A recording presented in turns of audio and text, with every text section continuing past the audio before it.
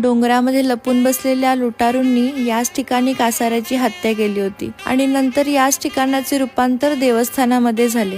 तर झाले असे होते की पूर्वीच्या काळी जेव्हा लोकांकडे वाहतुकीची साधने नव्हती तेव्हा लोक डोंगर, नदी यांमधून पायीच चालत जायचे. असेच एके दिवशी एक कासार दिवसभर हिंडून महिलांना बांगड्या भरून पुन्हा आपल्या घरी जात असताना त्याला डोंगरात लपून बसलेल्या लुटारूंनी लुटले व त्याची मान धडावेगळी करून टाकली. या घटनेला काही कालावधी झाल्यानंतर लोकांच्या असे लक्षात आले की कासाराचा अतृप्त आत्मा त्या जागेमध्ये फिरू लागलाय, कारण तो निर्जन डोंगरातून जाणाऱ्या वाटसरूंना रात्री मदत करू लागला. म्हणून लोक त्याला देव मानून त्याला नवस बोलू लागले आणि नवस पूर्ण होताच ते फेडू लागले. नवसाला पावणाऱ्या या कासाराची मान टाकीत पडली म्हणून या स्थळाला बैरागी कासार टाका हे नाव पडले. आहे ना इंटरेस्टिंग? कोकणातल्या अशाच इंटरेस्टिंग गोष्टींसाठी मला फॉलो करायला अजिबात विसरू नका.